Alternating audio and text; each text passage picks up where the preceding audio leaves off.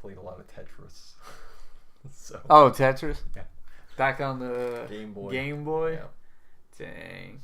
What's up, everybody? We're back. Yes, that's right. This is a little special edition feature we're doing where we just put out random content. And today, Nate has something to say. So what do you got to say, Nate? So, Sony's throwing Shawn Murray under the bus on their... Okay, so, alright, let me try to be as objective about this as I possibly can. We don't know a whole lot about what's going on with Shawn Murray right now in Hello Games and how Sony is treating the situation with the backlash of the game not having certain features. Yeah. Shawn Murray has been dark on Twitter for almost a month now, and we don't really know what's going on his end.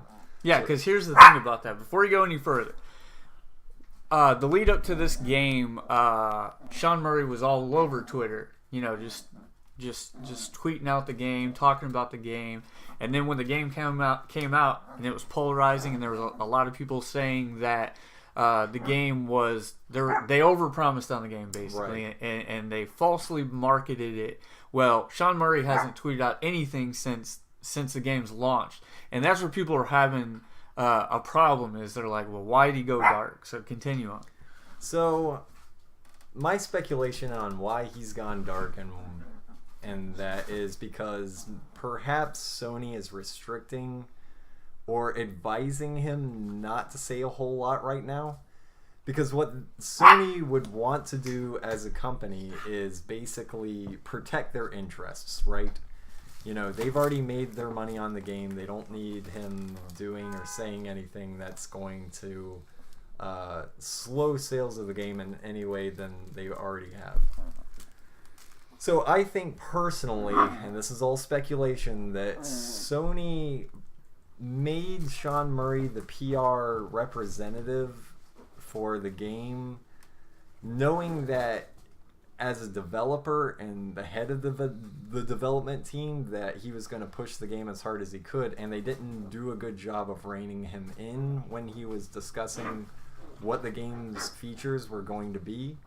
And I think maybe in a lot of ways that the features that he said that were going to be in this game were going to come post-launch, and maybe they wouldn't let him clearly state that. So maybe that's why he's gone dark on it now, because he can't clarify that by whatever terms Sony has him under to and have like this game published.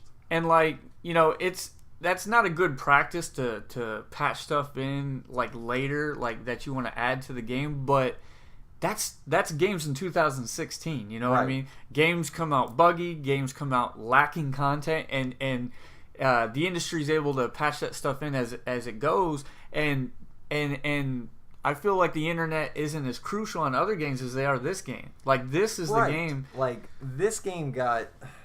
I don't see much of a difference between the state of this game's release and, let's say, Destiny.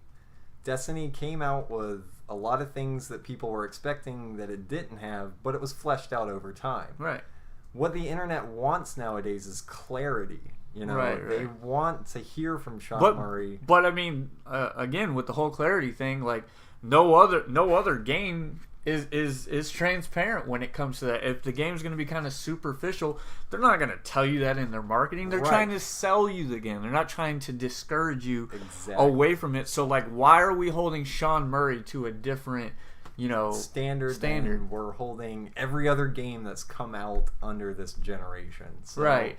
And I think it has to do something with the fact that No Man's Sky started off as a smaller indie project, and then Sony got behind it and threw some funding and marketing its way. Right. There's a little psychology there where at first everyone wants to root for the underdog, right? And we're all behind them. But as soon as they reach that peak and they falter in even the slightest way, even if it's in a way that we see across the board, they'll be quick to take them down and say, whoa, look how they're not doing things the way they were.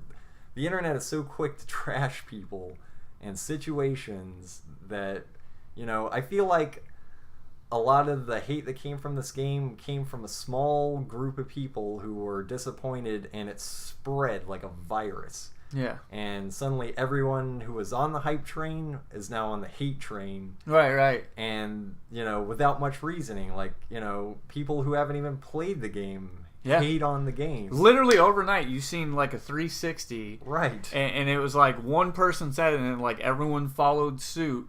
And then like, we talk about, people's expectations getting out of control. I think that's one of the things that kind of happened with this game. People, they let their expectations run wild, and they're, to be somewhat fair, they did somewhat overmarket this game. They did. Honestly, they did. That there's no denying that. Yeah, but I mean, like, how many other games can you get in a spaceship, take off the face of that planet, and go visit a galaxy and just land on another planet at will? And go anywhere on that planet. Yeah. The game did what it said it was going to do right. It was all the extra stuff that they said that they were going to do that didn't make it in there. Yeah, and then like there's that whole talk of, well, Shawn Murray said this in 2014, and it's not in the game that I'm playing today. I hate to tell you this, folks, but that happens a lot. Yeah. It's not just this game. While games are in development, there's a lot of stuff that gets put on the table, and it ultimately gets cut from the final game because it's just not like what the vision is, and this game's no different. But again, some reason it's held to a higher standard. Yep. And I don't understand the hate for Shawn Murray. I don't think the blame should be put on him. Sony should have taken control of the marketing for the game. Right. And he shouldn't have been the one to he's too close to the game. He's the one that's developing it. He's been doing it for 5 years. Yep. Hell, we heard about the flood where all their assets got wiped and they had to start off afresh. So somebody who's developing a game that has to go through that process, they're putting their baby out there to the wild, and of course they're going to talk about it and be very, very enthusiastic about it. So it's impossible that he wasn't going to ever sell this game. Right, and they did things to him that they've never done to a video game developer before. He was on The Late Show promoting his game. Right. That has never happened. Never happened. Why would they do that, first of all, is kind of questioning. I mean, it is cool to see a developer on, the Late Show showing off their game to, a national audience. But at the same time, because it's never been happened before, they had no direction for him. They just basically put him out there. And of course he's going to be excited. Of course he's going to mention everything he wants to see in the game, And it's unfortunate that we did get oversold on the game, but, Sony has some responsibility here. They should have controlled the narrative better. Right. They could have put a PR person in charge of Shawn Murray and strictly control what he was going to say, but they didn't do that. Right. They basically put him out there, let him say whatever he wanted, and then didn't correct him at all. So, sorry about the barking dogs. And they're bumping into the camera. They're bumping into the camera. But yeah, I mean, that's the situation we're in, and yeah. Yeah. So, to sum it all up, stop putting all the blame on Shawn Murray. It's not all his fault. A small amount of it, possibly. It is. Maybe at some point he should have been like, you know what? But he did try to kind of detract people away from the game and said, scale your expectations. This is what you're in for. And he was upfront about that. Yeah, he was.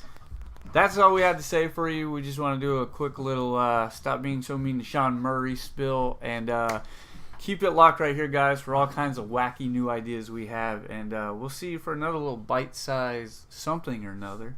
Later, guys.